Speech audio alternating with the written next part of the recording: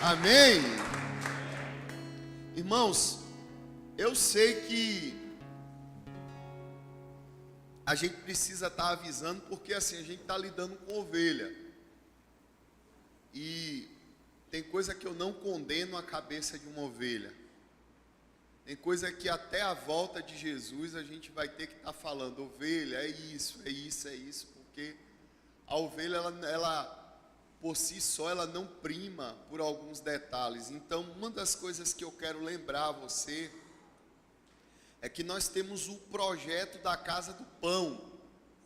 E o projeto da Casa do Pão, ela precisa em média aí de 6 cestas básicas todo mês, porque existem famílias aqui que são sustentadas pelo Ministério de Socorro.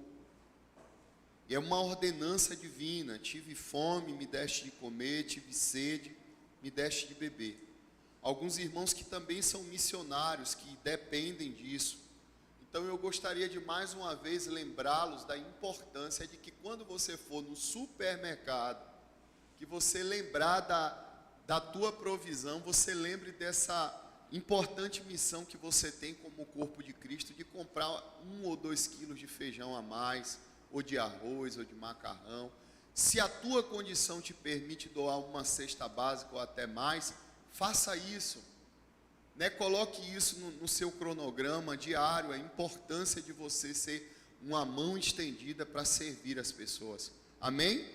Você que ainda não trouxe, dá tempo você procurar o evangelista Maurício, que tem assumido essa missão de maneira incansável, de lembrar no grupo e dizer, Maurício, me perdoa pelo esquecimento, mas está aqui a minha ajuda, a minha provisão.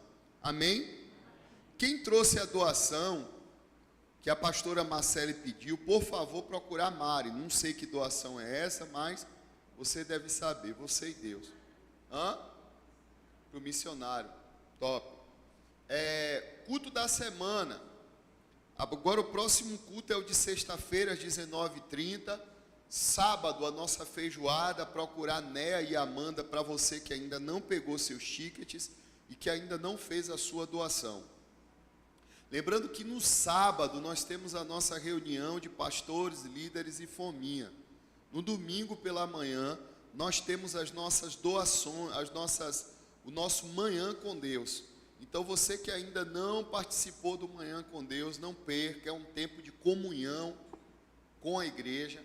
Nesse período que nós temos, que acontece uma vez por mês, é uma oportunidade que você tem de evangelizar os seus familiares, de trazer parentes que não são cristãos e também praticarmos Atos dos Apóstolos 2,42, que diz que havia comunhão entre eles no partir do pão, na oração e em todas as coisas. Então, se você entende que você é parte dessa igreja, que você é membro dessa igreja, eu queria te convidar a ser parte daquilo que Deus está fazendo aqui. Se talvez você é um visitante, eu te convido a estar conosco. Você que também está nos assistindo aí pelo nosso canal, eu tenho certeza que vai ser um tempo precioso. Amém? Procurar quem for doar para o Manhã com Deus, procurar Lucas Givone, Marcos de Nielcia. Domingo à noite a nossa Santa Ceia.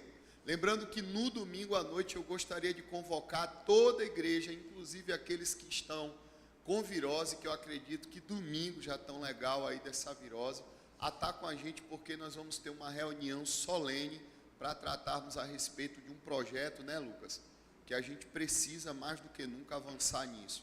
Existem coisas que não são planejadas por nós, mas são oportunidades que o Senhor tem nos dado, e nisso nós não podemos deixar de acreditar naquilo que Deus falou para essa igreja. Amém? Então eu queria te convidar no domingo, não faltar. Lembrando que eu quero convocar toda a igreja a estar orando por nossos irmãos que nesse período têm estado acamados aí com virose. Alguns eu já posso ver que, para a glória de Deus, estão restaurados. Pai Alberto, quem foi mais que estava com virose, que o Senhor restaurou aqui? Amém?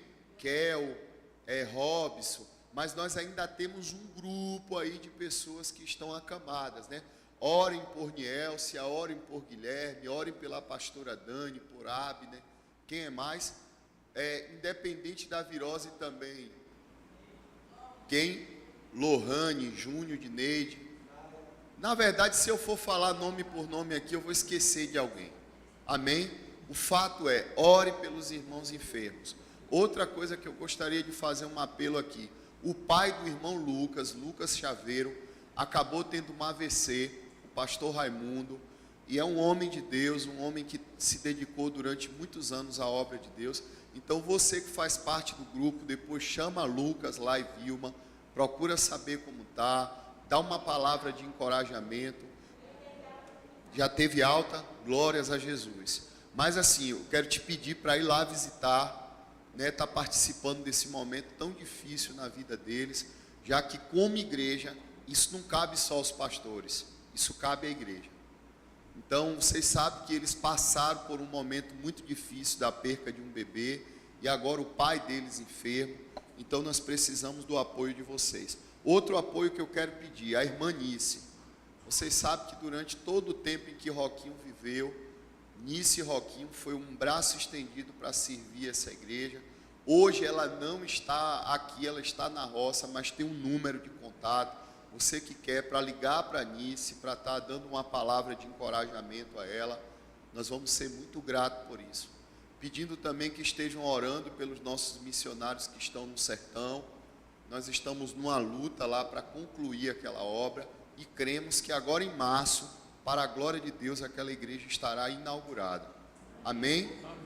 Agora à noite eu vou estar indo com o pastor Jai levar um tanque lá, para já deixar esse tanque lá, porque a gente quer que no verão, essa dificuldade que já está lá visível no sertão, da ausência de água, seja reparada. Então eu queria pedir a vocês que nos cobrissem em oração.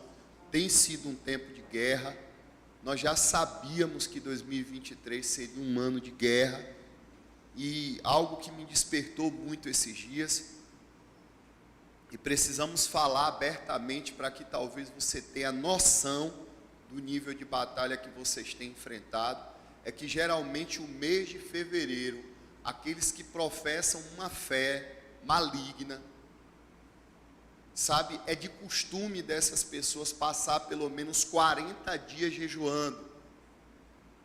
As pessoas que servem ao satanismo, que servem à feitiçaria, para quê? Aqueles que são de um grau pesado. Tudo isso para paralisar a igreja do Senhor.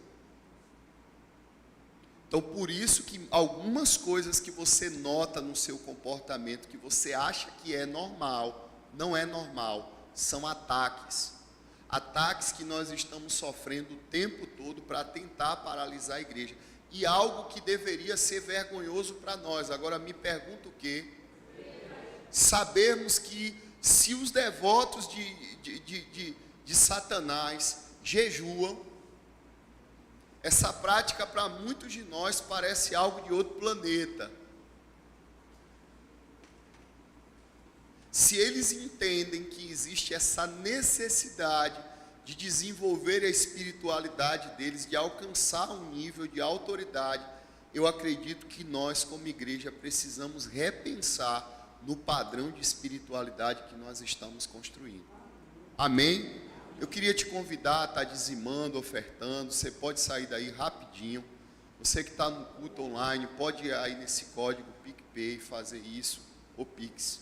Senhor, nós oramos por cada oferta trazida, abençoamos as primícias do teu povo, declaramos um tempo de favor sobre a finança da tua igreja. Se a primícia for santa, a colheita será santa, em nome de Jesus. Amém. Amém, gente? Irmãos, eu queria que rapidamente, quem pode abrir-se aí em 1 Samuel, capítulo de número 15, a partir do verso 22.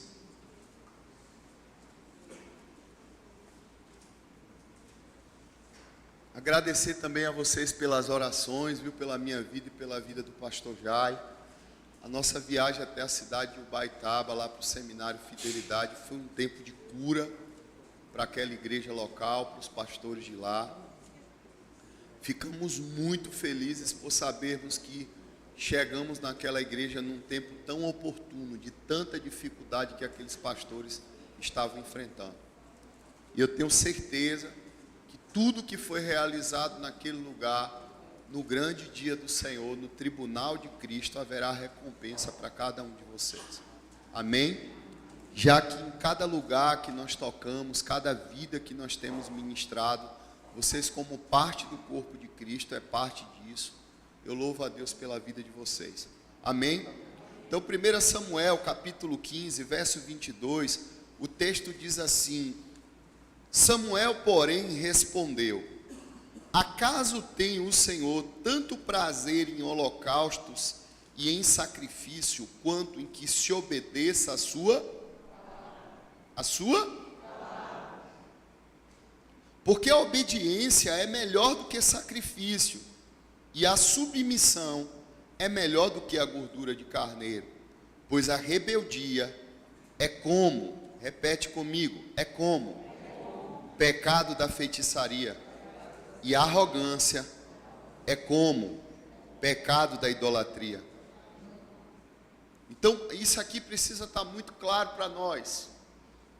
A primeira coisa que precisa estar claro no nosso entendimento é que nós podemos correr o risco de ter uma vida de extrema devoção, porque quando Saul foi confrontado pelo profeta Samuel a respeito do seu pecado, a primeira coisa que Saul faz é colocar diante de Samuel que ele estava separando aqueles bois para oferecer a Deus como sacrifício.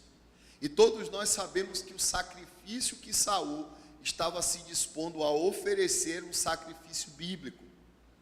Porém, isso quer dizer que nós corremos o risco de estarmos sendo bíblicos e ainda assim estarmos sendo rebeldes à palavra de Deus. E quando essa rebeldia ela é vista, porque Saul tinha um direcionamento de que ele deveria entrar naquela terra e matar a todos, e ele poupa o rei Agag e escolhe o melhor do rebanho. O profeta Samuel vai deixar claro para nós aqui que a rebeldia à palavra de Deus, ela é como um pecado de feitiçaria. Você está aí, diz amém. Então o tema da aula de hoje é porque a rebelião, ela é uma feitiçaria. Isso precisa estar muito claro dentro de você, sem que haja nenhum tipo de espaço no teu entendimento para que de alguma maneira você seja influenciado a andar contrário a essa verdade. Só que todas as vezes que nós falamos a respeito do assunto de feitiçaria, isso vai trazer à nossa mente a respeito de pessoas que talvez estejam recitando encantamento, pessoas voando em vassoura, vendo o futuro através de uma bola de cristal, ou até mesmo através de um caldeirão queimando com fogo. Ou se a gente for baiano, talvez tudo que a gente vai pensar aqui na Bahia é em um devoto da macumba que faz rituais lançando maldição nos outros. E quando o profeta identifica isso na vida de Saul, você vai observar que o que Samuel associa à rebelião na vida de Saul é diretamente ao pecado de feitiçaria. Observe que ele diz aqui, porque a rebelião, ela é como um pecado de feitiçaria. A palavra hebraica usada aqui para feitiçaria quer dizer que sem. Repete comigo aí, que sem. Então isso quer dizer que é o mesmo efeito de alguém que adivinha, de alguém que pratica feitiçaria e de alguém que comete a bruxaria. Então, amados, uma coisa é a gente tentar assemelhar a rebelião à feitiçaria, mas outra coisa completamente diferente é afirmar que a rebelião é o pecado de feitiçaria. E uma coisa precisa ficar bem clara para nós que somos cristãos, amém? Uma pessoa em sã consciência, ela nunca praticaria feitiçaria se ela tivesse o entendimento disso. Eu acredito que um cristão que teme o Senhor, se ele soubesse que a vida que ele está vivendo, distante da palavra de Deus, aos olhos de Deus, é um padrão em que Deus encara isso como feitiçaria, essa pessoa jamais teria esse comportamento. Você concorda comigo? Diz amém. Agora, pastor, então o que é que me leva a viver desse jeito? Oséias capítulo 4, verso 6, o texto vai dizer que o povo perece porque lhe falta o quê? Agora, o que quer dizer aqui para nós o conhecimento? É o estado de memorização da palavra ou o estado de prática? Vamos ver o que Tiago 1,22 diz?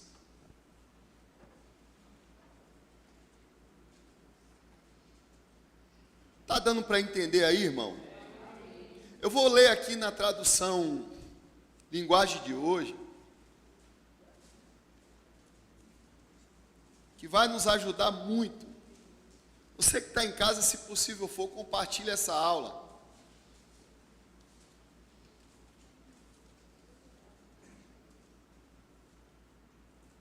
Amém? Vocês devem praticar a mensagem que tem sido ensinada. E não deve somente ouvir, enganando a vocês. Então o que é que esse texto está querendo dizer aqui, irmão? Que quando eu sou alguém que estou dentro de um ambiente religioso e simplesmente eu sou alguém que ouço e não pratico, as Escrituras estão dizendo que o meu estado é o estado de alguém que engana ela mesma.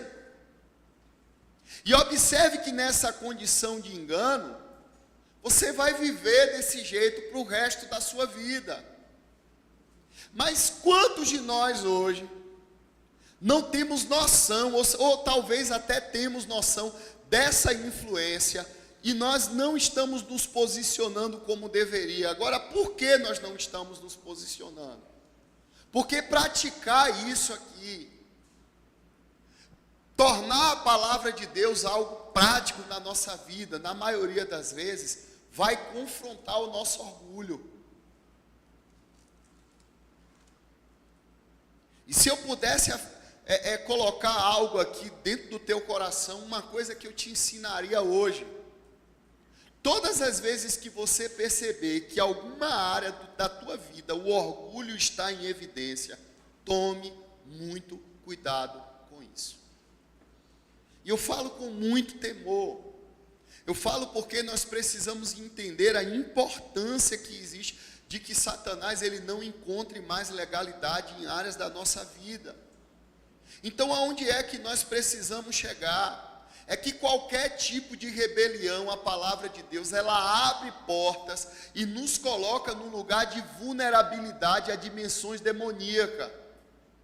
Porque enquanto muitos de nós achamos que a rebeldia à palavra de Deus é algo comum, você precisa entender que o estado que você fica é um estado de vulnerabilidade para que haja influência de demônios na tua vida. Por mais que você ache comum, você precisa entender que qualquer ação contrária à palavra de Deus é um pecado de rebelião à vontade de Deus. E essa rebelião contra a vontade de Deus, escrita ou revelada, ela vai nos colocar no lugar de vulnerabilidade. Então o que nós precisamos entender é que qualquer ato de desobediência à palavra vai me colocar no lugar de vulnerabilidade, aonde os demônios agora passam a exercer influência sobre as minhas emoções, e é aí que a feitiçaria é revelada. Você está aqui, diz amém. Amém. Porque, irmãos, o que é a feitiçaria? Se não for toda forma de manipulação e controle. Sabe, se você é alguém que algum dia já fez parte de qualquer tipo de centro de macumba, você vai descobrir que quando você vai efetuar o pagamento para que uma cerimônia seja celebrada, é porque você quer ter controle de algum tipo de situação. Você quer que aquela situação que está contrária à tua vontade, ela se torne agora favorável ao seu padrão de vida. Espiritualmente, o que essa pessoa não sabe é que ela agora vai usar todas as ferramentas que Satanás vai colocar na mente dela caída, para que essa pessoa use todas as situações para que ela consiga ter controle sobre a vida das pessoas que está sobre a volta dela. Se for uma pessoa que ela tem problema nas suas emoções e ela está andando contrária à vontade de Deus, você vai ver que ela vai começar a inventar doença.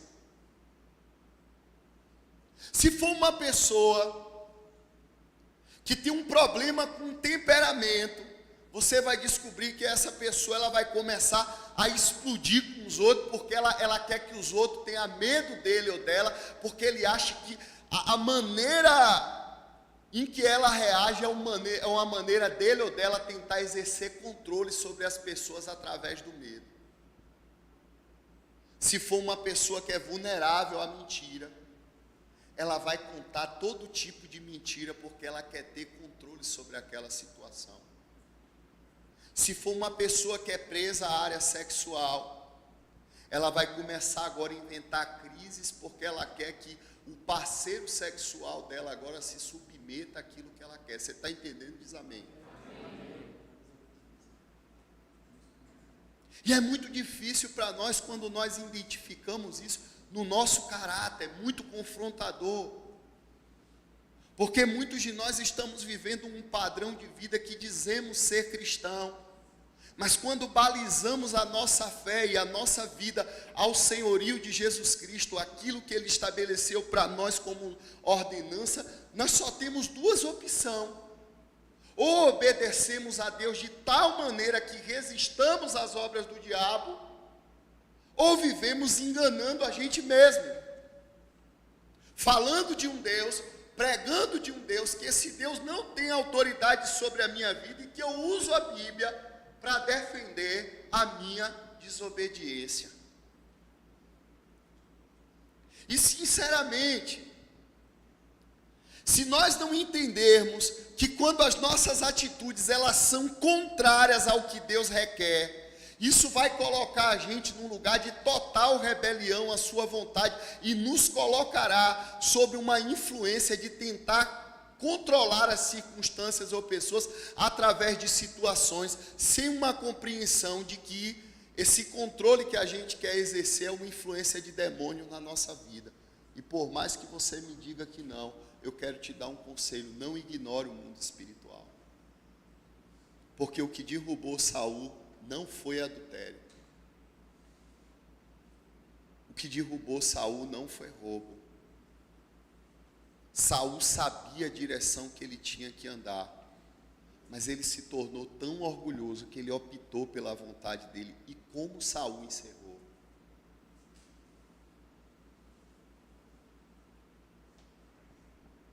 Então, por que nós precisamos entender que o objetivo da feitiçaria é controlar? Sabe, inevitavelmente o que as pessoas não sabem é que elas acham que estão controlando, mas na verdade elas estão sendo controladas por demônios. E isso aqui é uma coisa que, se nós cristãos entendêssemos, que todas as vezes que a gente sai da palavra, demônios agora controlam nossas emoções, a gente ia correr diretamente para o Senhor e entregar o controle da nossa vida diretamente para Deus. Você está aqui e diz amém. Então, a rebelião, o pecado de rebelião, de feitiçaria, ele abre portas para poderes controladores.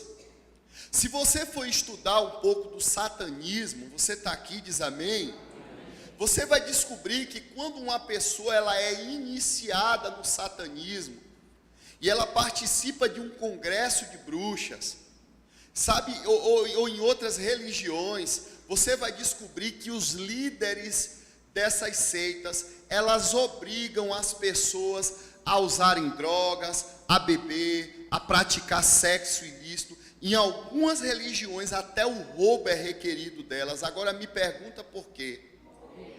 Porque isso seria um meio de desafiar as leis de Deus, isso seria um meio de andar totalmente contrário à lei de Deus, porque quanto mais essa pessoa sair da lei de Deus, mais ela vai ter a influência de demônios sobre a vida deles. A única maneira, e Satanás sabe disso, dele exercer influência sobre a vida de uma pessoa, é o quanto mais essa pessoa anda fora da lei de Deus. E até o satanismo sabe disso, porque ele sabe que dentro do padrão das leis de Deus, da nossa sociedade, Sabe, Deus estabeleceu leis que são espirituais para que na prática desses mandamentos divinos a gente esteja protegido de qualquer influência de demônio. Então, meu irmão, se você entendesse para onde a tua desobediência te leva, você teria medo da vida que você está vivendo.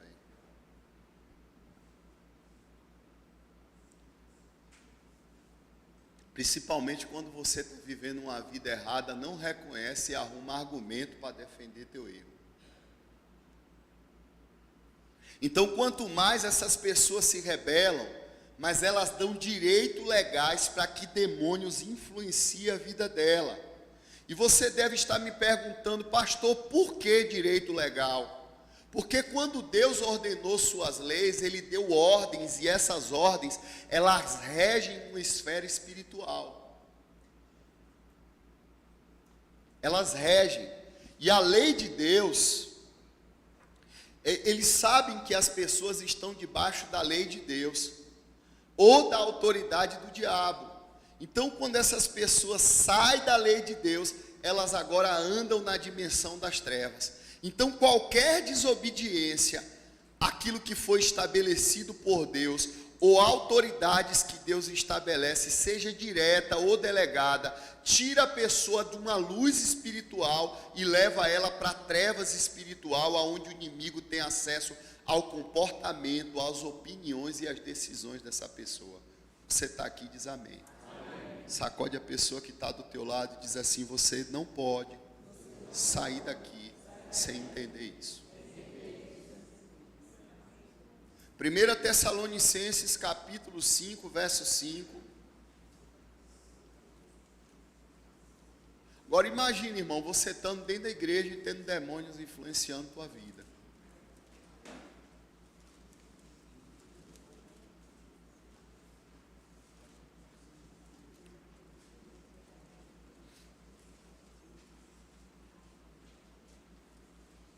Quem achou, diga amém. Porquanto vós todos sois filhos e filhos do... Nós não somos da noite, nem das trevas. Assim, pois, não durmamos, ou seja, o que é que está dizendo aqui? Não se distraia como os demais. Pelo contrário, vigiemos e sejamos o quê?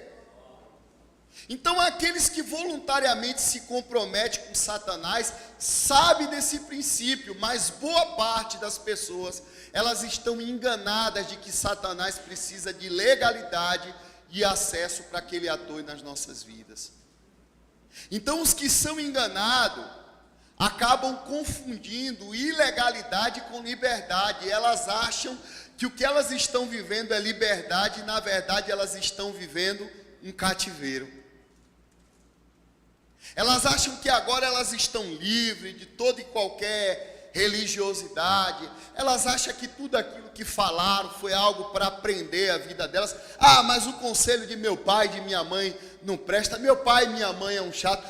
Não sabendo eles que todas as leis que você fere, que foi estabelecida por Deus, haverá uma consequência e uma legalidade para que Satanás influencie as nossas vidas.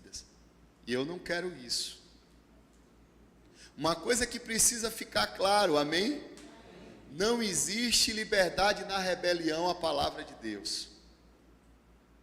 Não existe. Se você é alguém que está querendo liberdade, andando em desobediência à palavra, saiba que você não está em liberdade. Você está numa vida de rebelião à vontade de Deus. Você está numa vida de cativeiro. Então, 2 Pedro, capítulo 2, verso 18.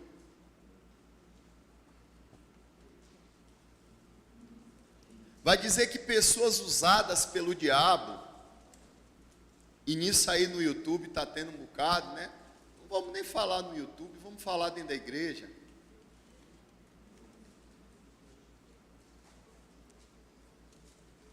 Pessoas que são influenciadas pelo diabo, elas procuram impressionar pessoas com palavras que não edificam. Eles persuadem as pessoas apelando para os desejos impuros e malignos da carne.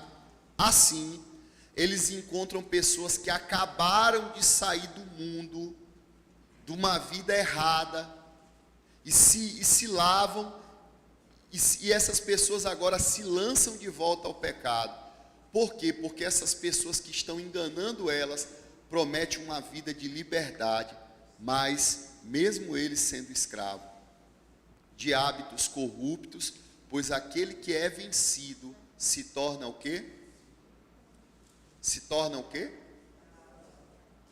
Então, toda vez que a tua mentalidade caída, ela sobrepõe a palavra de Deus, você voltou a ser escravo.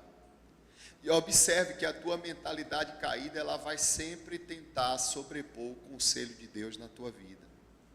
Então, uma coisa precisa ficar claro para nós, você está aqui e diz amém. Não existe liberdade na rebelião e no controle. Romanos fala algo muito sério. Romanos capítulo 6, verso 16 fala: vocês sabem muito bem que quando vocês se entregam a qualquer coisa, são escravos dela e têm que obedecer a ela. Vocês podem entregar-se ao pecado e assim morrer, ou podem entregar-se à obediência e serem declarados justos diante de Deus. Olha para a pessoa que está do teu lado e diz: em nome de Jesus, eu quero declarar que o seu nível de obediência te dará a oportunidade de viver uma verdadeira liberdade em Cristo Jesus. Não existe outra maneira, irmão. Sabe, se em algum momento a tua natureza caída, ela tenta te burlar, ela tenta te fazer ferir princípios que Deus estabeleceu, saiba que isso é um meio que Satanás tem usado para te levar para um lugar de cativeiro. Então, uma coisa que precisa ficar muito claro para nós, de que não existe liberdade na rebelião e no controle. Quando Romanos fala sobre isso, Romanos fala que a qualquer coisa que eu me entrego, eu me torno escravo dela para obedecer a ela. E ele diz que ou eu posso me entregar ao pecado e assim morrer preso por ele, ou eu posso me entregar à obediência e assim ser declarado justo. A única maneira de vencer isso é resistir pela submissão total a Deus. Repita comigo: a única maneira de resistir ao diabo é pela submissão a Deus. Só que é aqui que muitos se enganam. Você está aí, diz amém. E isso aí agora eu quero falar de crente. Na verdade, estou pregando para crente, né? A gente passa o dia todo ferindo o princípio da palavra, falando que não deve, pensando que não deve, mentindo, desobedecendo, criticando. E aí, quando enfrenta uma luta espiritual, que a gente percebe visivelmente que alguma área da nossa vida está sobre ataques de demônio, você já observou que esse tipo de pessoa se torna a pessoa mais espiritual que você já viu? Ela começa a orar em línguas, marchar, dizer sai demônio, recita a Bíblia. Irmão, isso até é uma verdade no quesito batalha espiritual. Mas essa oração não tem eficácia nenhuma se você não vive uma vida de obediência. Tudo que vai acontecer é o demônio olhar para você e dar umas duas risadinhas e dizer: não saio, você é meu, você é minha. Satanás solta a minha finança, mas está com a legalidade de anos. Satanás solta o meu casamento, é desonroso com a esposa ou a esposa é desonrosa com o marido.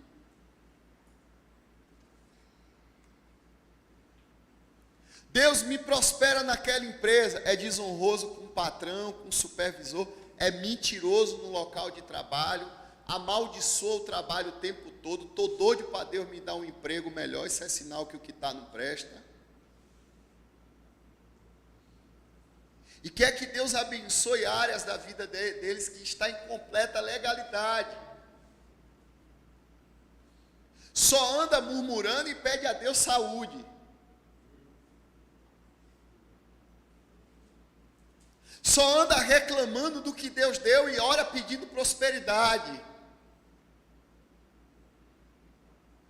Pede para que Deus salve a família, ora, jejua, mas não dá bom testemunho dentro de casa.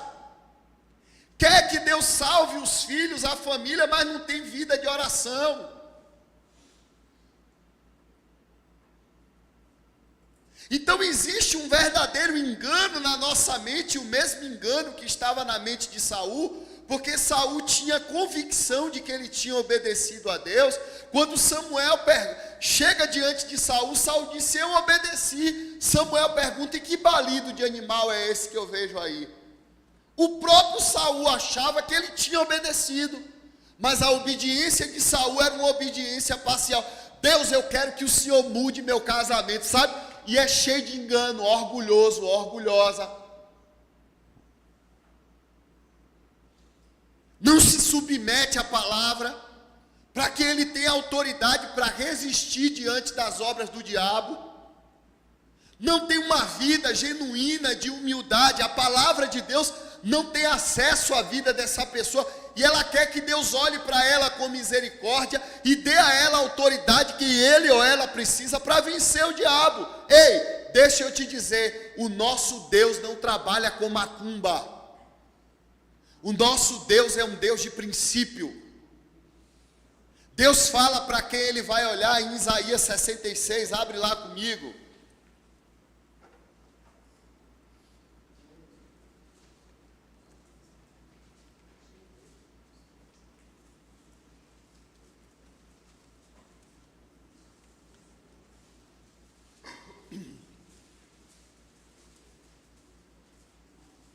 Isaías 66, verso 2, diz: pois fui eu quem fiz tudo que existe, e tudo é meu, diz o Senhor.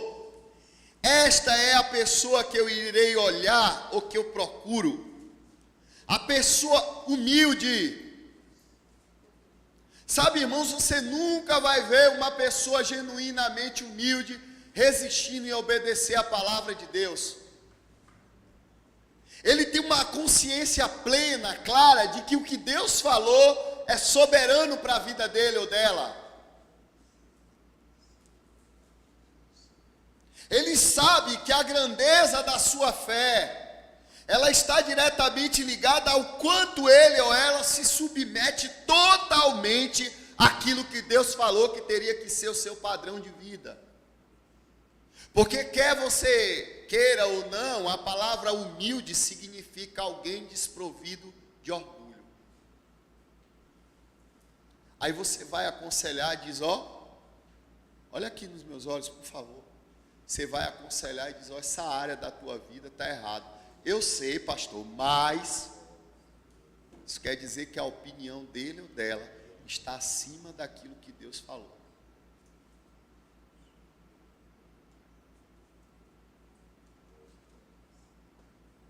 E essas pessoas permanecem se enganando, sem dar a Deus o privilégio de ter Deus atuando nas suas vidas em favor delas. Porque Deus tem prazer de mudar a nossa vida, de nos abençoar, de nos dar vitória. Deus tem prazer, mas Deus não fere princípio. E dentro daquilo que ele estabeleceu como um princípio, ele disse: eu procuro por pessoas humildes e arrependidas. Você nunca vai ver uma pessoa arrependida se defendendo. O filho pródigo, quando pecou, ele diz: pequei contra Deus e pequei contra o meu pai. Eu lembro que certo dia eu estava aconselhando uma pessoa, a pessoa olhou para a minha cara e disse: eu traí meu marido porque ele também me traiu. Eu digo: você traiu porque você é pilantra. Você traiu porque você já estava no seu coração a vontade de trair.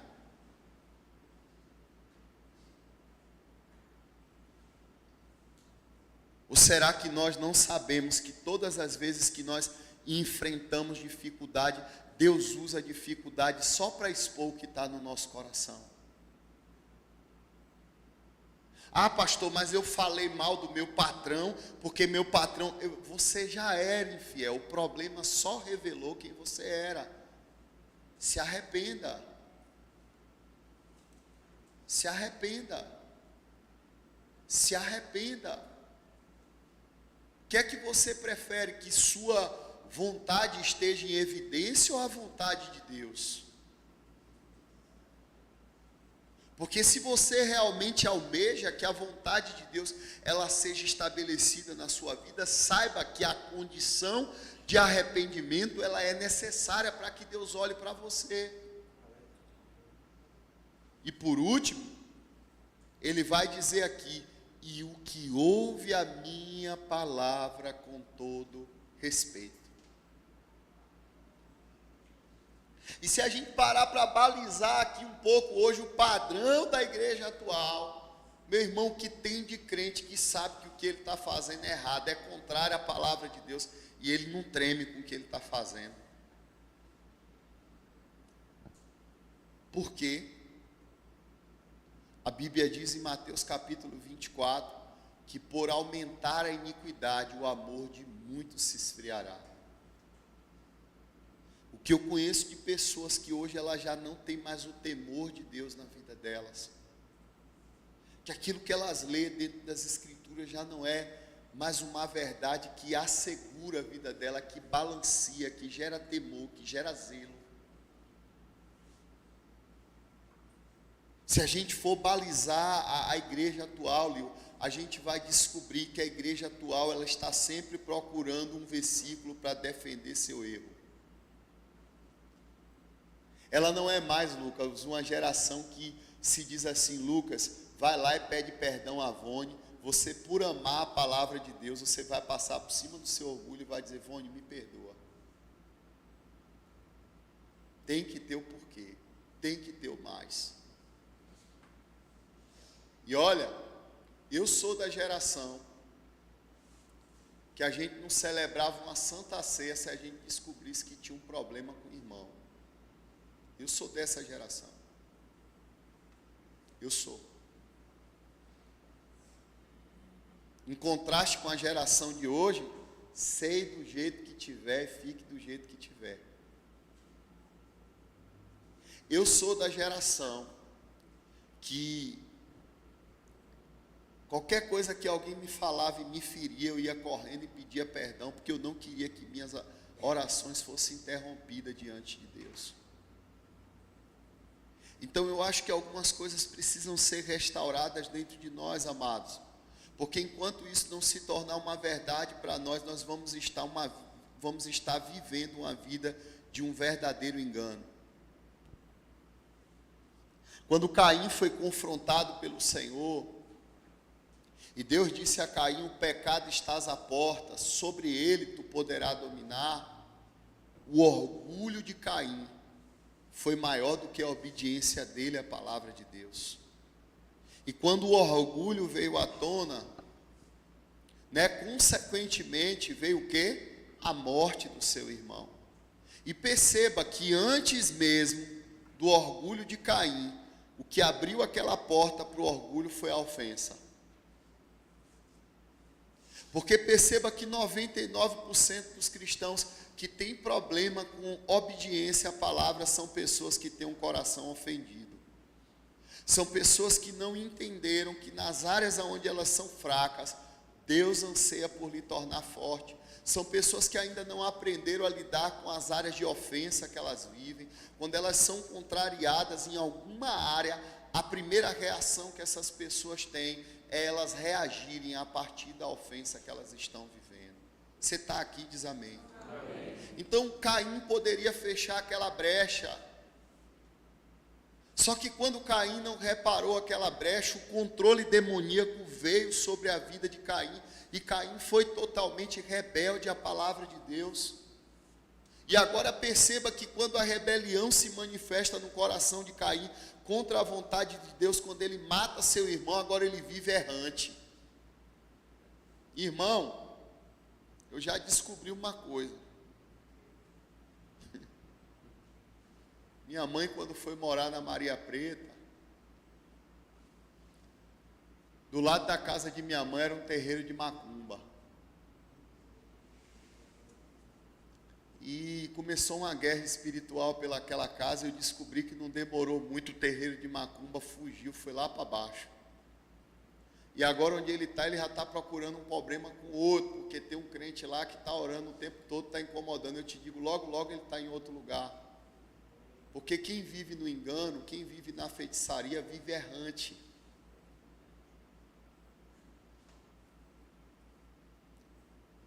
Você está aí? Então o seu orgulho acabou impedindo Caim de obedecer. E eu acho que é aqui que muitos de nós estamos perdendo. Tiago 4:6.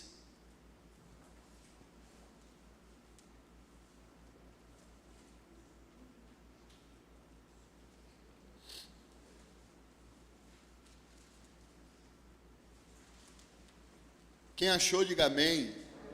Quem não achou, diga misericórdia.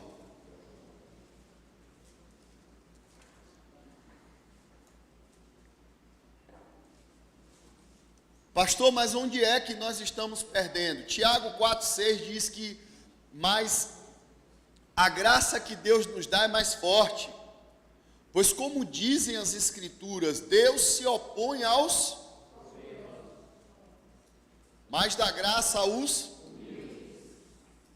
Agora imagina você como crente, orando e Deus te resistindo, dizendo, não vou te atender.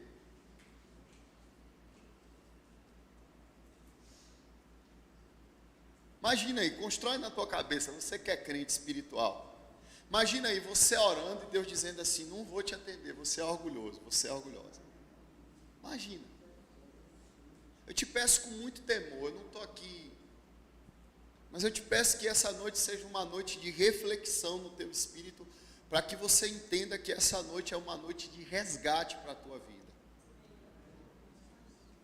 Essa noite é uma noite que Deus quer te libertar, talvez de coisas que você vive lá da sua infância.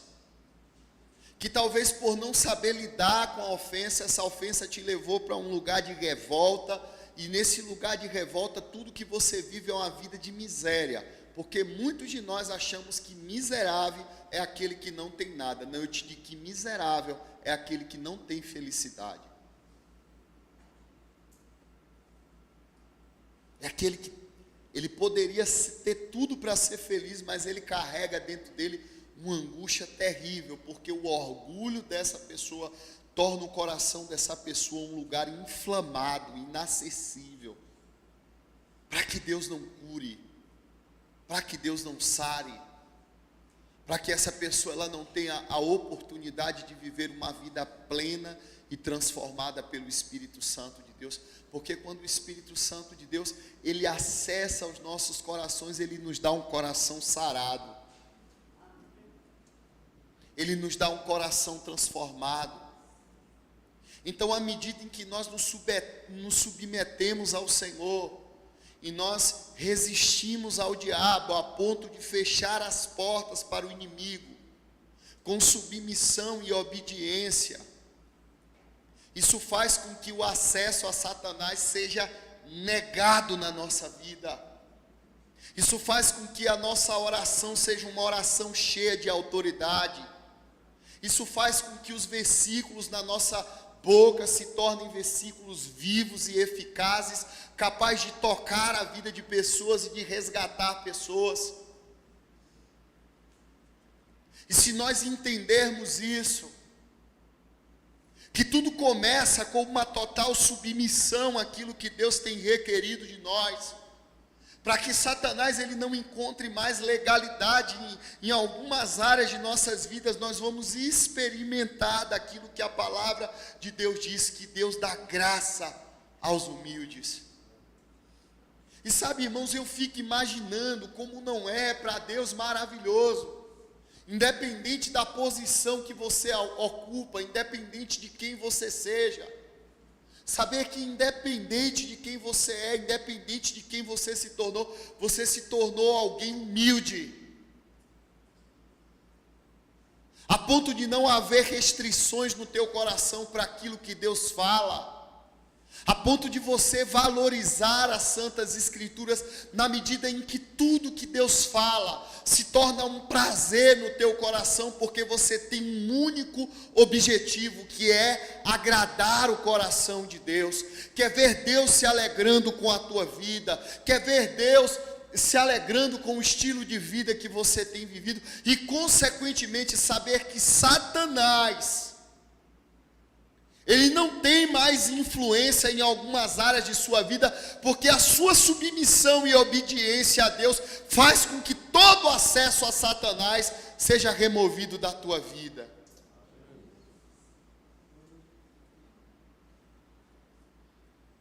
Isso é sério, irmão. A gente precisa parar aqui, arrastar a trava de mão e refletir nos mínimos detalhes, porque quantas áreas de nossas vidas existem coisas que a gente ainda recebe com orgulho. Se falou qualquer coisa que desagrada, lá no fundinho a gente já está abrindo o zíper para colocar para fora aquela resposta que reflete que a gente não quer ficar por debaixo.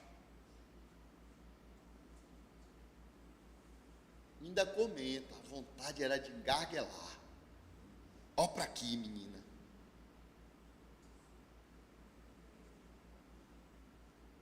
Aí Deus olha de lá e diz: orgulhoso, orgulhosa. Pastor, mas eu estou orando há tanto tempo e Deus não responde. É claro. Se a Bíblia diz que Deus existe, você já sabe que Deus existe. Você está na Bíblia. A gente que está enganando a gente mesmo. A gente que não é humilde o suficiente para olhar para as áreas onde a gente ainda é tão orgulhoso e dizer: não, é verdade. Eu preciso parar aqui agora e ver as áreas onde a minha vida está comprometida com orgulho. Quantas pessoas você não conhece que dizem: eu sou crente, agora não toque nessa área não.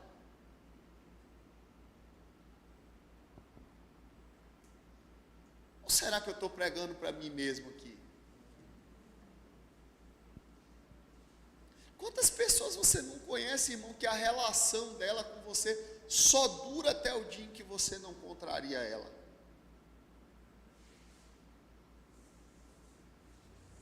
Agora, você sabe o que é pior? É que quando nós estamos num estado de escravidão, de rebeldia à palavra de Deus, a gente olha a ofensa que nos causaram, a gente não observa o cativeiro que a gente entrou. Porque tudo que Satanás quer é que você se sinta um injustiçado, ao invés de você se ver como alguém justificado. Porque o justificado, ele sabe que a ofensa leva ele para um lugar de cativeiro. Vocês estão aí, diz amém. Enquanto nós não tratarmos a desobediência, vai sempre haver um espaço em nós para a ofensa, da ofensa o ódio, do ódio o engano, do engano a morte.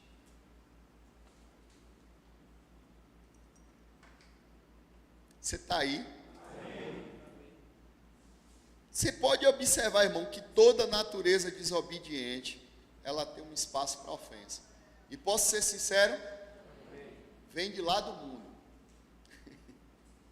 Tem coisas que a gente traz do mundo para dentro da igreja, e a gente agora começa a usar a Bíblia para defender a nossa deficiência. E aí a gente já sabe quais são os chavões gospel.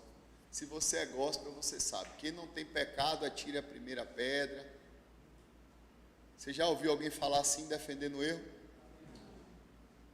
Mas quem está arrependido diz: Senhor, tem misericórdia de mim. Eu percebi que eu me ofendi com o Lio, e eu preciso pedir perdão a Lio e falar a Lio porque eu me ofendi com ele. E me preparar, porque eu sei que quando eu fui reprovado numa área, eu vou ser provado até ser aprovado. Vocês estão aí? Então, irmãos, por que é tão importante para nós que sejamos praticantes da palavra e não somente ouvintes?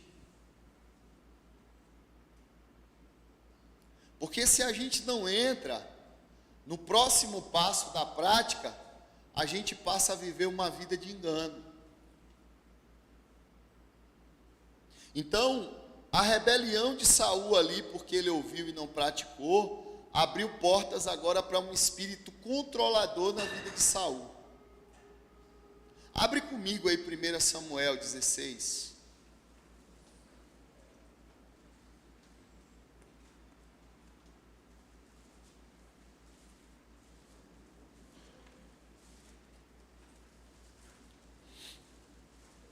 Primeira Samuel 16, verso 14.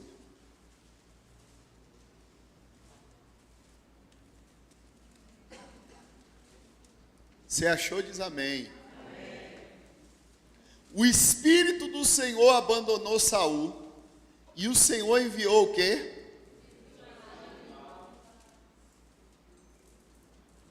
Então, quando Saul desobedeceu a palavra, agora a vida de Saul ficou vulnerável para um espírito maligno. Que pena que a gente só vê isso na vida de Saul.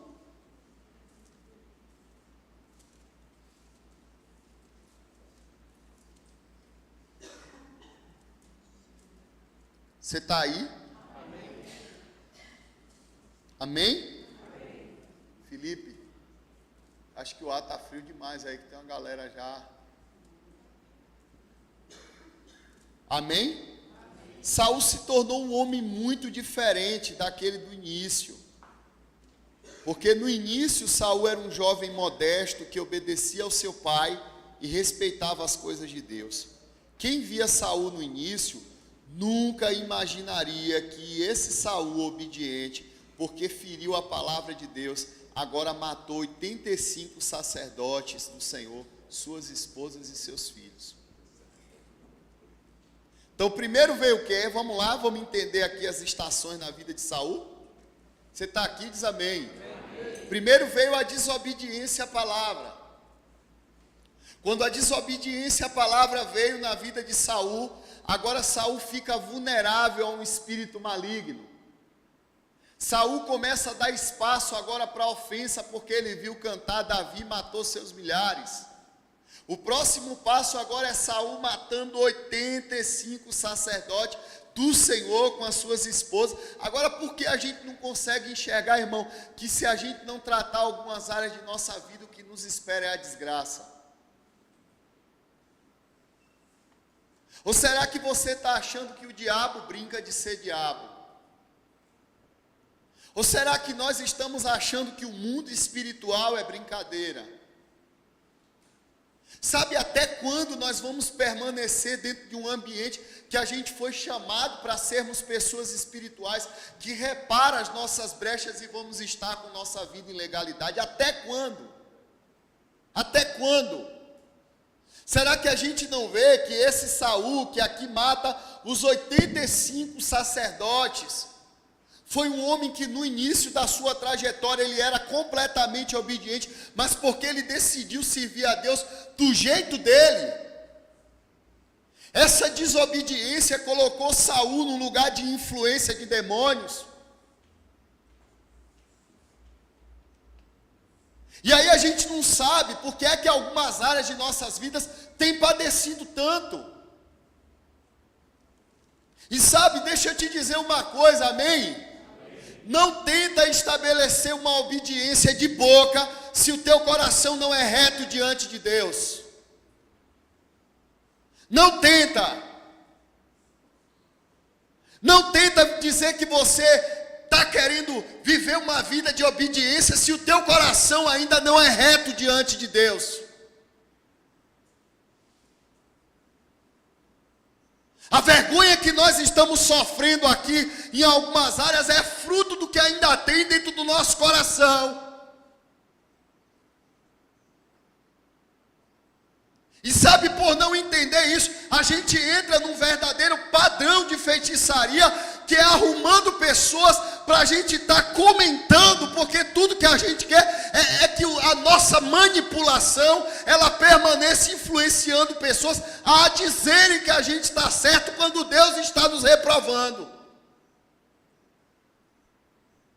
Esses dias eu vi um grande evangelista, um homem usado por Deus, que nesses dias eu tenho assistido muito ele, tenho sido muito abençoado pela vida dele, dizer o seguinte, que chegou um momento que ele percebeu que nas conferências que ele estava, a unção de Deus não estava mais fluindo na vida dele. Ele disse que começou a orar, perguntar a Deus o que é que estava acontecendo. Ele disse, você falou mal. De quem, Deus? De seu pastor. Ele, de meu pastor? Não, Deus, não falei não, falou. Falei o quê, Deus? Você lembra que quando você estava com a sua esposa, você disse que estava triste com o Luciano Subirá, porque você mandava mensagem, ele visualizava e demorava de responder? Ele disse, Deus, falei mesmo, mas isso foi pecado? Deus disse, porque toda vez que você compartilha a sua crítica, você adoece o coração da sua esposa. Eu disse, meu Deus, se isso for legalidade, imagina o tanto de crente que não adoece suas esposas, ou de esposa que adoece seu marido. Ainda querem ser espiritual.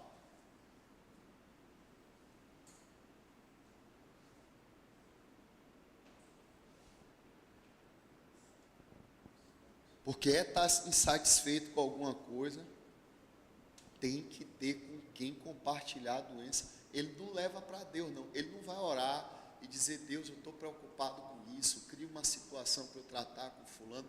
Não, ele adoece. E o pior, que ainda tem quem comungue.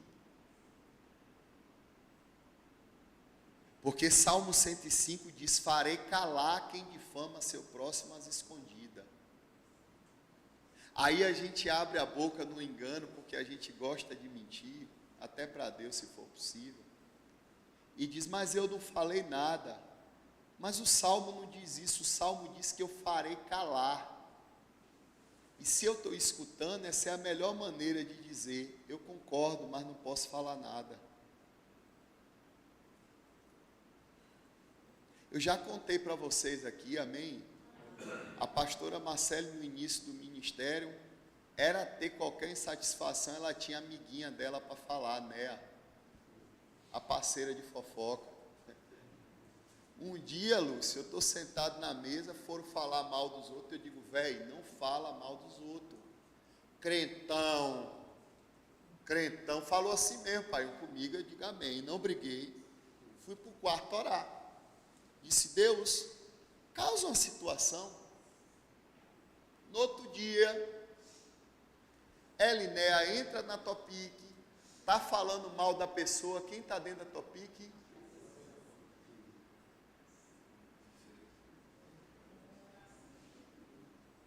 Quando eu estou em casa orando, chega ela, Nedinha, amor, quero te pedir perdão. Eu digo, agora?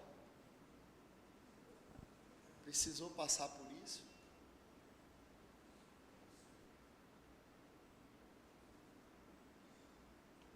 Precisou ser envergonhado?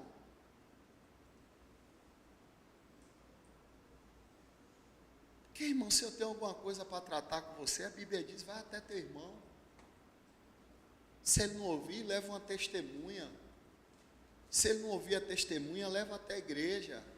Se não ouvir a igreja, trata como um gentil. Trata como um gentil. Se Jesus mandou tratar como um gentil, tu ainda quer tratar como amigo? Sabe, é tão difícil para a gente entender que ninguém ama mais pessoas do que Deus, e parece que a gente ama tanto os outros, que a gente quer ser melhor do que Deus. Eu me lembro que teve uma vez que a gente teve um problema aqui com um casal que a gente mandou fazer missões. E o marido até queria, mas a esposa em cima manipulando, uma hora ele cedeu. Por várias vezes Deus exortou eles. Eu lembro que um dia eu estava em casa, meia-noite, Deus disse, vá lá no lugar onde eles estão, que ela está falando coisa a ele lá. Eu peguei o carro com Pedro. Cadê Pedro? Tu lembra, Pedro? Fui bater lá, quando eu cheguei na casa, eu disse, ó irmão, Deus me mostrou tua esposa dizendo isso e isso, e dizendo, fica aí que o pastor está preocupado com tu. O cara começou a chorar e disse, ainda bem que foi Deus que lhe revelou. Mas ele nunca confrontou o pecado da esposa. chegou o momento que ela corrompeu o coração dele, a tal ponto que eles começaram a usar a situação de miséria do lugar onde ele estava para manipular os irmãos aqui da igreja para ganhar coisa. Uma vítima foi Tamires, que até celular levava. Porque miséria, irmão, dá dinheiro. O que tem de igreja na África que não quer reformar as igrejas, porque senão para de receber ajuda. E assim, uma coisa é Deus mover para dar, outra coisa é a gente manipular. Quando eu fui orar, Deus disse, traga de lá. Fui orar, Deus mandou trazer. Fui conversar com minha esposa, porque eu não faço nada sem ter concordância com ela. Ela olhou e disse, Silvio, tu é duro demais, espera. Eu digo, talvez eu estou sendo duro, eu vou esperar. Irmão, antes eu tivesse ido buscar logo. Quando eu liguei para a Júdice, que contei a Júdice, o Júdice disse, você acha que você é melhor do que Deus? Se Deus mandou você tirar de lá, você está com ele lá ainda fazendo o quê? Moral da história. Deram uma legalidade, o demônio pegou o filho do casal, quase mata enforcado. Porque eu quis amar tanto, que o meu amor me levou a desobedecer a palavra.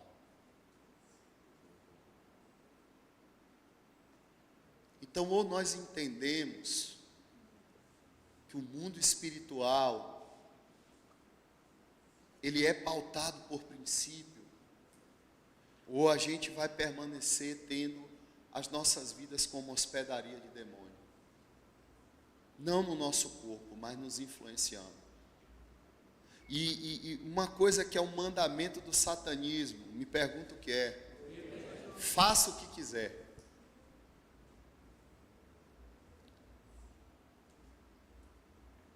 Ou seja, uma vida sem lei. Você é livre. Tem alguma coisa a ver com o evangelho de hoje? Sim, meu irmão. Oxe, você é livre. Para, o cara está dormindo com a namorada, cantando no altar. O cara está no 5º casamento, é pastor.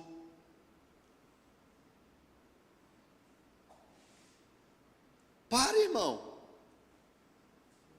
Para. Você é livre.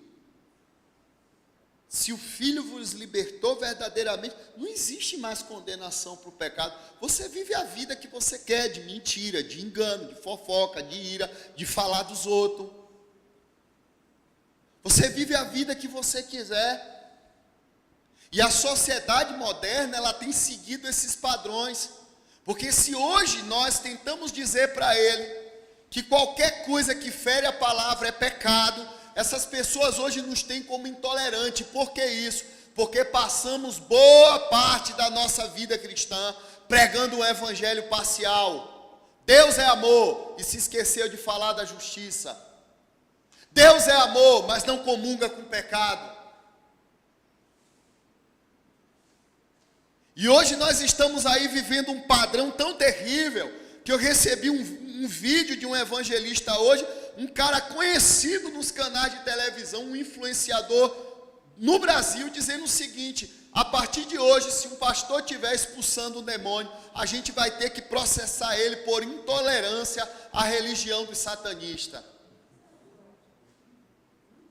E como já existe a lei da intolerância religiosa, e caso você não saiba, o governo da Bahia já decretou no site do governo da Bahia que está proibido dizer você precisa de Jesus. Agora você pode ser processado se você falar para alguém na rua você precisa de Jesus. Entre lá no site, ou se você quiser eu lhe mando o link para você ver. Se você falar você precisa de Jesus, você é processado. Se você perguntar é crente ou quente, você é processado. Se você disser hoje que macumba é coisa do Satanás, você é processado. Tudo isso por quê? Porque a igreja entrou no lugar de legalidade para o mundo.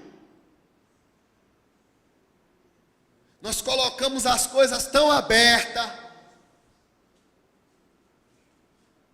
que daqui um dia a gente vai encontrar Esses governos devotos de Satanás querendo dizer para a igreja o que a igreja tem que pregar.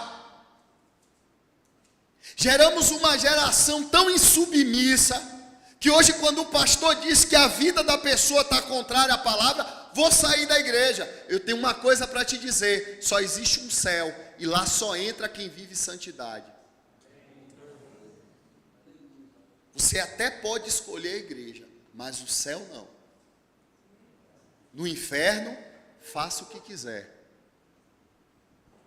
Você está aí? Então isso é um ataque direto à vida de Jesus e ao ensino de Jesus. Evangelho de João, capítulo 5, verso 30, abre aí rapidinho.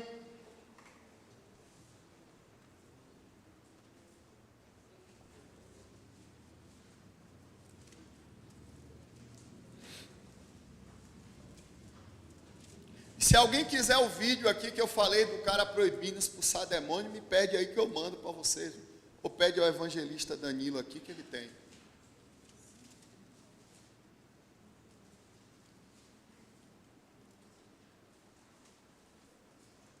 Amém? Evangelho de João 5,30 diz assim: eu não posso fazer nada por minha própria vontade. Assim como eu ouço e julgo, o meu julgamento é justo, por isso eu não quero agradar a mim mesmo, mas sim aquele que me enviou. Irmãos, uma coisa fica claro, que Jesus ele não fazia o que ele queria. Que Jesus tinha um estilo de vida e era agradar aquele que o tinha enviado. Que Jesus não falava nada que Deus não tivesse falado. Que Jesus não vivia para agradar a Ele mesmo. E por que nós estamos querendo viver para agradar a nossa vontade? Por quê? Por que nós nos tornamos uma geração tão vulnerável aos nossos desejos, aos nossos pensamentos? Não seria isso uma porta? Porque estamos valorizando mais a nossa vontade do que a de Deus? Então isso nos faz entender, porque assim como no satanismo, você é cheio da influência de demônios, como você fere as leis de Deus, nós entendemos porque Jesus era cheio do Espírito sem medida, porque ele só fazia aquilo que Deus lhe mandava fazer. E é aqui que está a senha. Se você quer ter uma vida plena, cheia do Espírito Santo, decida viver num estilo de vida em que a vontade de Deus será soberana na sua vida. Decida viver num estilo de vida em que a vontade de Deus, ela prevalecerá sobre as suas vontades. Porque, ao contrário de sermos obstinados e fazermos e dizermos tudo o que queremos, isso é rebelião, e toda rebelião para Deus é como feitiçaria. Assim como Jesus foi cheio do Espírito sem medida, devido à sua obediência perfeita, a desobediência perfeita também gera a influência de demônios sem medida. Então tudo isso é visto também nas características do anticristo, porque a Bíblia se refere a ele como o homem da iniquidade. Isso quer dizer que se você é um crente e anda debaixo da rebeldia, o espírito do anticristo já tem influenciado sua vida. Oi? É para dizer misericórdia mesmo. 2 Tessalonicenses 2,8. Eu sei que é uma mensagem que causa desconforto, irmão, mas a gente precisa sair arrependido. Sim ou não?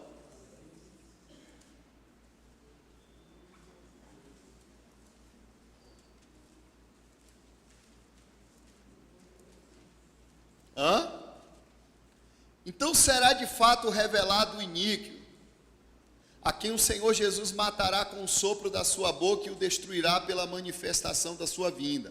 Ora, o aparecimento do iníquo é segundo a eficácia de Satanás, com todo o poder e sinais e prodígios da mentira, com todo o engano de injustiça aos que perecem, porque não se submeteram à verdade e o amor para serem salvos.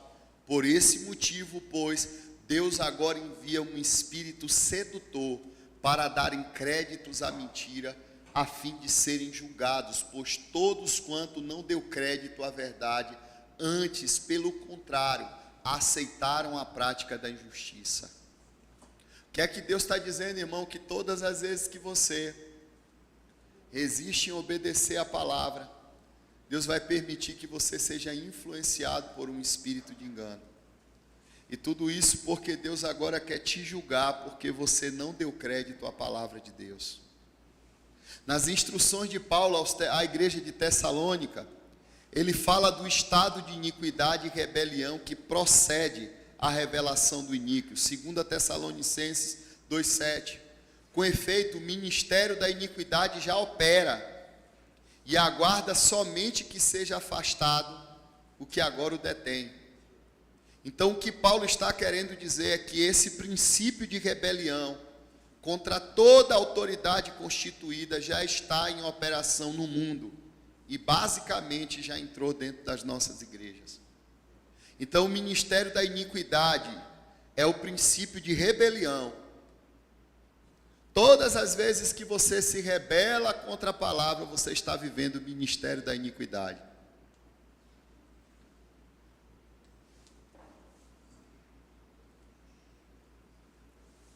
Tá fácil de entender? Oi? Tá dando para entender, irmão? Então, o que Paulo está querendo dizer é que o princípio de rebelião contra a autoridade constituída, ele já está no mundo. Então, o ministério da iniquidade é todo princípio de rebelião, e isso já está em operação, e Paulo diz que isso só vai piorar. E para encerrar, talvez você pode me perguntar, mas isso está dentro de uma igreja? Eu te afirmo que sim. A rebelião está cada vez mais aceitável nos nossos padrões de vida cristã. Como, por exemplo, como os filhos de hoje tratam os pais. Você vê mais algum respeito à figura de autoridade? Oi? E tudo isso por quê? Porque filhos que são criados fora de uma disciplina, ele já está pronto para ser influenciado pelo espírito do mundo. É por isso que a disciplina, ela precisa existir na vida de toda criança, que é para aquele tema. A Bíblia diz que quando nós disciplinamos os nossos filhos, nós vamos livrar a alma dele do inferno. E eu acho que a maior preocupação que nós como pais precisamos ter é quando há um entendimento de que a nossa correção, ela é um zelo para que nossos filhos não se percam e sejam condenados. A outra coisa é entender que filhos não podem ser criados sem regra, sem disciplina. Filho não pode ser permitido que ele viva com qualquer característica de rebeldia. Se as características de rebeldia de nossos filhos ferem o princípio da palavra, ele precisa ser corrigido da maneira que a Bíblia ensina, com vara. Pais que não respeitam a palavra de Deus, e eles querem que a família deles vivam nesse estado. Mães que não respeitam a palavra de Deus e eles querem que a vida deles e a família deles vivam nesse estado, só que infelizmente a nossa casa é o reflexo de quem nós somos, ou de quem um dia fomos. Isso não quer dizer que não possa ser mudado, amém? Mas nós precisamos entender que o padrão de rebelião à palavra de Deus, ele não pode ser mais estabelecido. E aí nós paramos para entender, mulheres que não honram a Deus honrando seus maridos. Maridos que não honram a Deus honrando suas esposas. Quem não honra a Deus e a sua palavra está sobre um padrão de rebelião. E o primeiro princípio que nós temos para a nossa vida é amar a Deus sobre todas, de todo o nosso coração, de todo entendimento. Quem ama a Deus, ama aquilo que Deus falou, tem prazer em obedecer. Amém? Aí a gente vai entender que quem ama a Deus consegue honrar pai e mãe. Quem ama a Deus consegue falar a verdade. Quem ama a Deus não age na injustiça. Quem ama a Deus não permite que o orgulho lhe domine mais, nem valoriza mais a sua opinião. Quem ama a Deus não desrespeita mais qualquer tipo de autoridade, ainda que ele ferva o radiador. Quem ama a Deus não difama seu próximo e não espalha notícia falsa. Então, enquanto não mudarmos a nossa maneira de pensar e valorizar os conselhos de Deus, nós seremos um povo cativo que vive achando que é livre. E tudo isso por quê? Porque muitos cristãos encaram o reino de Deus como uma democracia e não como uma soberania.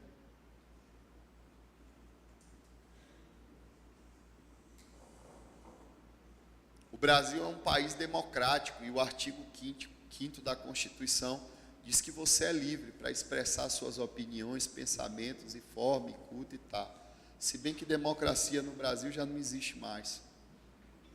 Mas num país soberano, o que o rei fala é lei.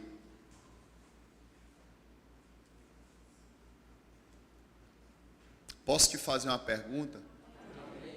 Analisando sua vida a partir dessa palavra, como você tem estado diante de Deus?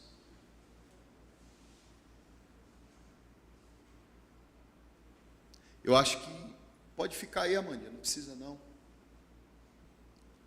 Eu acho que nós precisamos começar a ser bastante sincero, primeiramente com Deus, depois uns com os outros.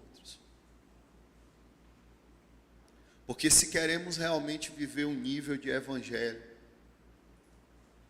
que Satanás não vai encontrar mais legalidades na nossa vida, a gente vai precisar pontuar as áreas que nós estamos andando contrário à vontade de Deus e dizer: Senhor, eu dou um basta nessa área de minha vida hoje. Eu sei que não vai ser fácil, mas a Bíblia deixa claro que os que são de Cristo, Gálatas 5:24, crucificam as suas vontades. Então isso quer dizer, irmão, que ser de Cristo não é estar na igreja. Talvez eu estou na igreja e tudo que eu sou é um religioso. Ser de Cristo é crucificar a minha vontade obedecendo a palavra. E você nunca vai ver alguém que é de Cristo, que é realmente de Cristo, valorizando suas opiniões ao invés de obedecer às Escrituras. E detalhe, amém? Esse 7:1, como de Saul, que diz: eu errei, mas continua do mesmo jeito, só revela que seu engano piorou.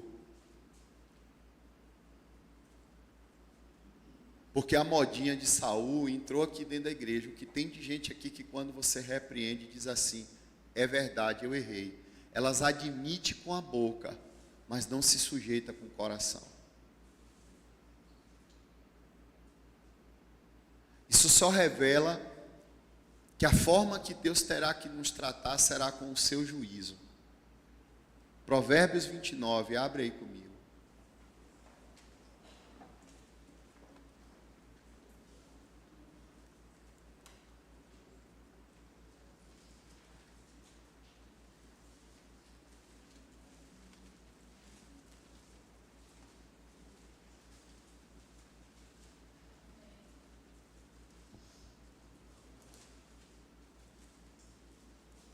Quem achou, diga amém.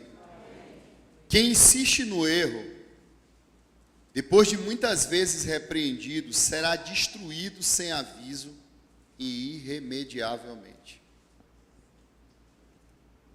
Está na Bíblia ou não? Então aquela coisa de você ser repreendido e ter o porquê, mas você não muda, isso só revela que você está vivendo de um engano.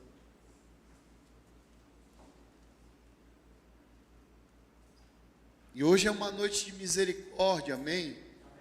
Porque todas as vezes que Deus nos repreende, a expectativa de Deus é de que nós nos arrependamos, é de que nós abandonemos os nossos pecados, é de que como igreja a gente se volte inteiramente para o Senhor e sejamos transformados por Ele, pela sua verdade. Então, se você nessa noite gostaria que eu orasse por você, porque você entende o seu estado, independente de quem você seja, crente, obreiro, ou o que quer que você seja, me permita orar por você. Agora me prometa uma coisa, você vai sair daqui e consertar as áreas que você tem que mudar. Sabe, confessando o seu pecado, abandonando, mudando as áreas que o diabo tem encontrado legalidade na sua vida. Seja lá onde for. Se você é alguém que por qualquer coisa você se ofende, se você é alguém que qualquer coisa te tira do lugar, se você é alguém que é uma pessoa que é difícil reconhecer o seu orgulho dentro do seu casamento, se você é uma pessoa que tem problemas com a mentira, sabe, irmãos, eu não sei como existem pessoas que elas conseguem ainda dizer que a vida delas estão pautada pela verdade, se os frutos delas denunciam o contrário. Jesus deixou claro, Jesus deixou algo que nem eu nem você podemos enganar ninguém, quando ele disse que pelo fruto nós iremos conhecer a vida de cada um de vocês. Sabe, e isso são coisas que deveria nos entristecer muito, Érica. Deveria nos entristecer muito, porque se a palavra, ela é o balizador da nossa vida, e nós olhamos para a palavra e encontramos áreas de nossas vidas que está distante do que Deus falou, a gente deveria sentir uma profunda tristeza, por saber como Jesus tem nos olhado, por saber como Jesus tem nos visto. A gente deveria sentir vergonha, sabe, irmãos, porque depois que o arrependimento veio sobre a minha vida, depois de tudo que eu fiz no meu passado, eu sinto vergonha de coisas que eu fazia no meu passado. Tem coisas que me traz uma profunda tristeza, porque eu sei o quanto aquilo me envergonhou a minha família, envergonhou o Senhor. A gente deveria sentir vergonha. Sabe, eu queria que vocês refletissem aqui nessa noite sobre áreas da vida de vocês onde vocês têm envergonhado o Senhor. Isso não tem a ver comigo, isso tem a ver com a vida de vocês. Pai, muito obrigado por essa noite. Obrigado, meu Senhor, por nos dar a oportunidade de nos arrependermos, de estarmos diante do Senhor, Deus, reconhecendo perante o Senhor áreas de nossas vidas, Deus, aonde nós temos sido completamente rebeldes à Tua vontade. Senhor, nos perdoa. Muitos de nós não sabíamos, Deus, que a nossa conduta, Deus, era uma conduta que feria o Teu princípio, ou que andava em completa manipulação. Nós não queremos mais viver nesse estado, e nós pedimos que haja o perdão do Senhor sobre nós. Nós queremos que o Teu Espírito, Deus, nos ajude, nos convença do nosso pecado, do nosso estado, de maneira, Senhor, que haja reparo em área de nossas vidas, aonde até aqui Satanás encontrava legalidade no nosso comportamento. Muda isso em nós, muda a maneira como nós estamos diante do Senhor, que o Teu Espírito traga clareza em nós, de maneira, Senhor, que nós nos posicionemos com a verdade, Pai, com tanto temor e tremor diante do Senhor, Deus, à medida em que nos aproximemos do Senhor, a graça do Senhor nos seja acrescentada, a nossa vida seja completamente transformada, haja uma manifestação clara do Teu Espírito, promovendo libertação em nossas vidas e revelando o poder poder do Senhor sobre as nossas vidas, Pai. Nós pedimos perdão pelas brechas que muitos de nós demos aqui, Pai, dentro da nossa casa, naquilo que estava ligado à vida dos nossos familiares, naquilo que estava ligado à criação dos nossos filhos, na maneira como nós nos comportávamos como filhos perante essa sociedade. Nós nos colocamos diante do Senhor, ó Deus, porque sabemos que diante do Senhor há graça e misericórdia. Sabemos que diante do Senhor, ó Deus, ninguém que confessa e deixa sai da tua presença sem ser perdoado e transformado pelo poder do Senhor. Revela-nos a tua bondade, revela-nos a tua bondade. Toma-nos em tuas mãos, nos fortaleça, nos dê a autoridade que precisamos, Espírito Santo, para prevalecer diante dos nossos inimigos. Que Satanás não tenha mais autonomia nas áreas de nossas vidas, aonde muitos de nós estávamos presos espiritualmente, presos na ofensa, presos, Senhor, na mentira, presos na prostituição, presos, meu Senhor, em contendas dentro do casamento. Senhor, arranca isso de nós. Nós não queremos mais essa influência, nós não queremos mais essa natureza, mas nós queremos nos render diante do Senhor em lágrimas, amando a tua palavra, amando a tua vontade. Deus, eu sei que o Senhor escolheu essas pessoas para algo extraordinário. E eu quero declarar, Senhor, o fim dessas cadeias, o fim dessas prisões. Eu quero declarar, Deus, os teus filhos sendo levantados como verdadeiros instrumentos de cura, sabendo lidar, Deus, com os ambientes de hostilidades aonde eles vão estar, com ambientes, Deus, onde talvez eles serão feridos, perseguidos, maltratados, caluniados, mas eles perseverarão na sã doutrina, eles perseverarão, Senhor, amando a tua vontade, amando o teu coração. Jesus, batiza esses homens e mulheres com o fogo do teu Espírito, batiza esses homens e mulheres, Pai, com prazer pela tua vontade. Nós abençoamos a vida dessas pessoas, Pai, em nome de Jesus. Amém. Por favor, dê um aplauso, Senhor.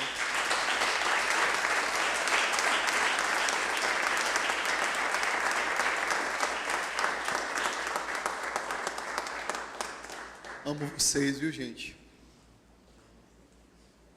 Espero que essa quarta aula ela tenha servido muito para edificar a vida de vocês, porque me abençoou muito. Isso só aumenta o meu temor. Eu entendo que, como pastor de vocês, a minha necessidade é de gerar uma igreja que ame o Senhor, que tema o Senhor, que valorize as coisas de Deus. Eu entendo que a maior herança que eu posso deixar para vocês é uma herança de amor pelo Senhor. É uma herança de amor pelo Senhor. Nós não podemos correr o risco de permitir que o engano da serpente nos influencie. Não. Que haja temor. O que é santo, santifique-se mais. O que é sujo, suje-se mais. Enquanto o Senhor me der graça para te ajudar a manter alvo as tuas vestes, eu vou trabalhar por isso. Então, por favor, me entenda que tudo aqui é zelo pela sua vida, é amor por você. Que Deus em Cristo te abençoe. Se você quiser agora, chegue em casa, revise esse vídeo, assista de novo. Torne isso uma verdade na sua vida. Nós teremos o nosso manhã com Deus, né? As irmãs que estão nesse propósito de 40 dias encerra a sexta-feira. Cadê as irmãs do jejum aí que estão? Levanta a mão. Eu queria fazer um negócio aí com vocês, né? O meu encerra na próxima sexta. Se vocês quisessem trocar, vocês ficavam com...